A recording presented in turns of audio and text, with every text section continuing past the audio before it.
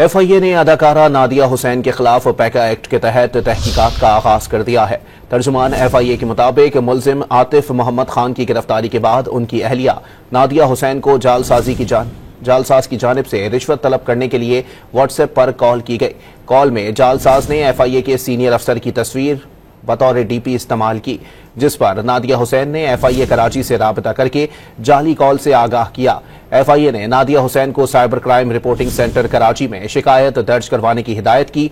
तहम नादिया हुसैन ने शिकायत दर्ज करवाने के बजाय सोशल मीडिया पर FIA के खिलाफ बेबुनियाद इल्जामात लगाए, जिसके बाद FIA cyber crime wing Karachi ने मामले का नोटिस लेते हुए नादिया हुसैन के खिलाफ पैका एक्ट के तहत बाकायदा तहकीकात का आगाज कर दिया है। FIA ने अदाकारा नादिया हुसैन के खिलाफ पैका एक्ट के तहत तहकीकात का आगाज कर दिया है। तर्जुमान FIA के मुताबिक मुलजिम आतिफ मोहम्मद खान की गिरफ्तारी के बाद उनकी अहलिया नादिया हुसैन को जालसाज की जानिब से रिश्वत तलब करने के लिए व्हाट्सएप पर कॉल की गई।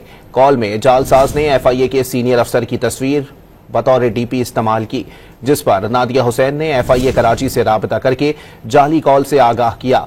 FIA ने नादिया हुसैन को cyber crime reporting centre Karachi में शिकायत दर्ज करवाने की हिदायत की। तहम नादिया हुसैन ने शिकायत दर्ज करवाने के बजाय सोशल मीडिया पर FIA के खिलाफ बेबुनियाद इल्जामात लगाए, जिसके बाद FIA cyber crime wing Karachi ने मामले का नोटिस लेते हुए नादिया हुसैन के खिलाफ पैका एक्ट के तहत बाकायदा तहकीकात का आगाज कर दिया है।